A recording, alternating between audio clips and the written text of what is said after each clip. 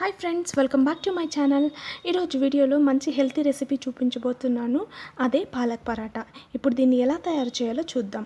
ముందుగా చిన్న రోల్ తీసుకొని అందులో ఒక 4 పచ్చిమిర్చి, 3 వెల్లుల్లిపాయలు, చిన్న అల్లం ముక్క వేసుకొని దీన్ని కోర్స్ పేస్ట్ లాగా చేసుకొని పక్కన పెట్టుకోవాలి. తర్వాత అందులోకి కొద్దిగా జీలకర్రను కూడా వేసుకొని ఈ మిశ్రమం మొత్తాన్ని చిన్న కప్పులో తీసుకొని పక్కన పెట్టుకోవాలి.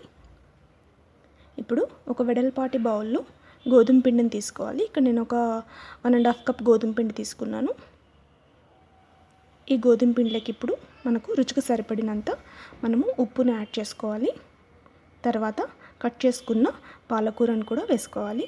అలాగే మనం ఇందాక దంచి పెట్టుకున్న పచ్చిమిర్చి ముద్దను కూడా వేసుకొని ఆయిల్ 1 స్పూన్ దాకా యాడ్ చేసుకోవాలి. తర్వాత ఫస్ట్ ఈ మిశ్రమం అంతా బాగా పిండిలో కలిసే విధంగా ఇలా వీడియోలో చూపిస్తున్న విధంగా కలుపుకోవాలి.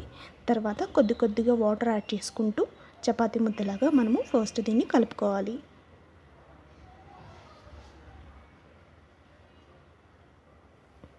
ఇలా ఫైనల్గా ఒక 1/2 స్పూన్ ఆయిల్ యాడ్ చేసుకొని దీన్ని కొద్దిసేపు ఒక 2-3 మినిట్స్ మనము చేతితో బాగా ప్రెస్ చేసుకుంటూ కలుపుకోవాలి.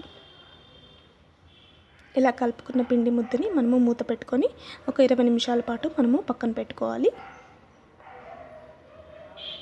20 నిమిషాల తర్వాత పిండిని మరొకసారి బాగా కలుపుకొని చిన్న సైజు బాల్స్ లాగా మనము దీన్ని తయారు చేసుకోవాలి.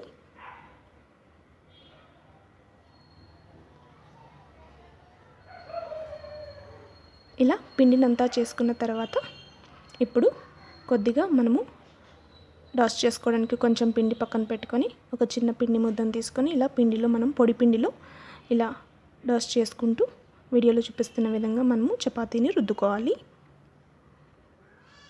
ఇక్కడ నేను 3 రకాల రుద్దుకోవడం చపాతీని ఎలా చూపిస్తాను చూడండి. ఫస్ట్ ఇది జస్ట్ ఏం మడతలు లేకుండా జస్ట్ ప్లెయిన్ రోటీలాగా చేశాను.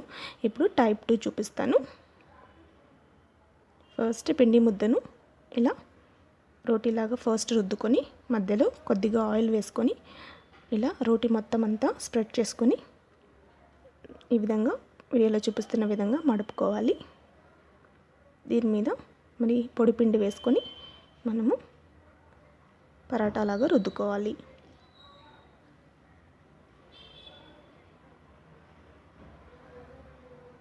దీని తర్వాత నేను టైప్ 3 చూపిస్తాను. అంటే 3 రకాలుగా ఎలా రుద్దుకోవచ్చు. ఇప్పుడు ఫస్ట్ పిండిని బాగా మనము ఇలా రోటీలాగా రుద్దుకొని మధ్యలో ఆయిల్ వేసుకొని చివరి అంచుల నుంచి ఇలా మడుపుకుంటూ రావాలి. మడుపుకుంటూ రోల్ చేసుకొని పరాటాలాగా మనము దీన్ని ప్రెస్ చేసుకోవాలి.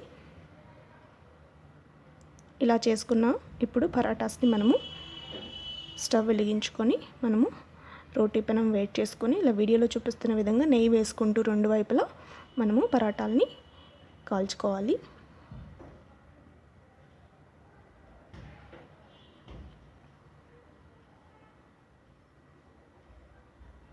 అదేవిధంగా ఇప్పుడు మనము పరాటాలన్నీ కాల్చుకోవాలి. చూసారా, మనం రోజు చేసుకునే చపాతీ కన్నా ఇలా మనము వారంలో ఒకసారి 2 సార్లు ఈ హెల్తీ రెసిపీ ఇలా పాలకూర వేసుకొని మనము చపాతీ కానీ లేదా రోటీ కానీ లేదా ఇలా పరాటా విధంగా కూడా చేసుకున్నామంటే చాలా టేస్ట్గా ఉంటుంది. అందులో హెల్త్కి కూడా పాలకూర చాలా మంచిది కదా. సో నార్మల్గా పిల్లలు పాలకూర రెసిపీస్ తినరు. సో ఇలా మనము చపాతీలో కలిపి చేసామంటే చపాతీ పిండి, గోధుమ పిండి లేదా రాగి పిండితో కూడా కలిపి చేసుకున్నామంటే చాలా హెల్త్కి చాలా మంచిది. అట్ ది సేమ్ టైం పిల్లలు కూడా దీన్ని తీసేయకోకుండా తినగలరు. కాబట్టి ఇలా చేసుకుంటే చాలా మంచి రెసిపీ ఇది.